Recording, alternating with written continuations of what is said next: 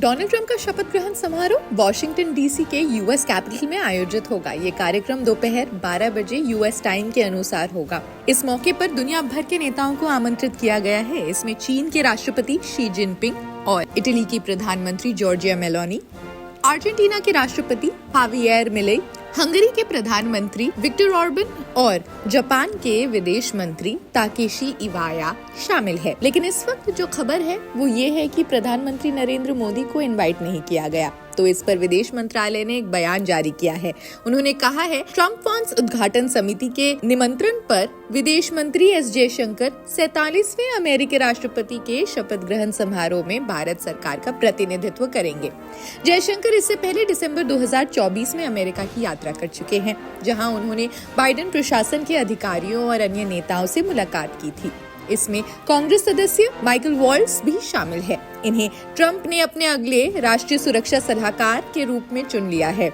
ये भी गौरतलब है कि शपथ ग्रहण समारोह में भारतीय प्रधानमंत्री नरेंद्र मोदी को निमंत्रण नहीं दिया गया। हालांकि अमेरिका के भारत में राजदूत एरिक गॉर्सेटी ने इस पर कहा है, ये ज्यादा महत्वपूर्ण है कि पीएम मोदी और राष्ट्रपति ट्रंप की पहली बैठक कब होगी। मुझे यकीन है कि पीएम मोदी जल्द ही ट्रंप से मुलाकात करेंगे। इसके अलावा इस साल भारत में क्वाड समिट का आयोजन होगा। इसमें ट्रंप की शामिल होने की संभावना है। And I think that sometimes India can open up doors that we can't, and vice versa, we open up doors that sometimes India can't, which is why that multiplicative relationship of India times the US is so effective. At G20, India could talk to Russia in a way that maybe we couldn't.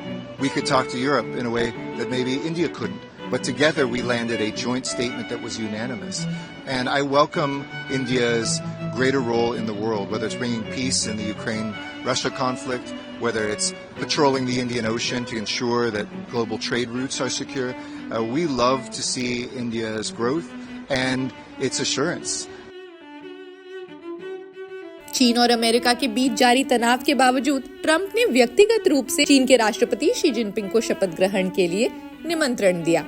Trump के प्रवक्ता Caroline Levitt ने कहा, ये दिखाता है कि Trump न केवल मित्र राष्ट्र बल्कि प्रतिस्पर्धी देशों के नेताओं के साथ भी संवाद स्थापित करना चाह रहे हैं। शपथ ग्रहण समारोह में शामिल होने वाले अन्य नेताओं में अर्जेंटीना के राष्ट्रपति, हंगरी के प्रधानमंत्री, जापान के विदेश मंत्री और ब्राजील के पूर्व राष्ट्रपति बोल्सोनारो भी शामिल है। जयशंकर अपनी इस यात्रा के दौरान ट्रंप प्रशासन के अधिकारियों के साथ हाई प्रोफाइल बैठकें भी करने वाले हैं। वीजा मुद्दों, व्यापार विवादों और रणनीतिक साझेदारी पर चर्चा शामिल है। भारतीय विदेश मंत्रालय ने वीजा प्रक्रिया पर एक बयान जारी करते हुए कहा, भारत अमेरिका आर्थिक संबंधों के तहत डिजर्विंग कैंडिडेट्स का आवागमन एक अहम पहलू है।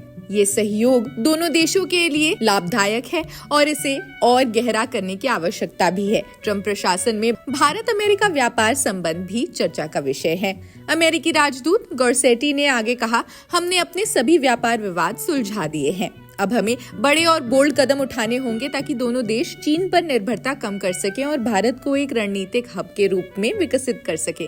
डोनाल्ड ट्रंप का दूसरा कार्यकाल न केवल अमेरिका बल्कि वैश्विक कूटनीति के लिए महत्वपूर्ण अवसर जरूर है। इस शपथ ग्रहण समारोह में भारत की भागीदारी, खास तौर पर विदेश मंत्री जयशंकर की उपस्थिति, भारत अमेरिका के संबंधों की गहराई और संभावनाओं को रेखांकित जरूर कर रही है, लेकिन एक और सूचना भी दे रही है। आप क्या सोचते हैं इसके बारे में? कमेंट सेक्शन में जरूर बताएं। देश दुनिया की अन्य खबरों के लिए जुड़े रहिए जनसत्ता के साथ। शुक्रिया।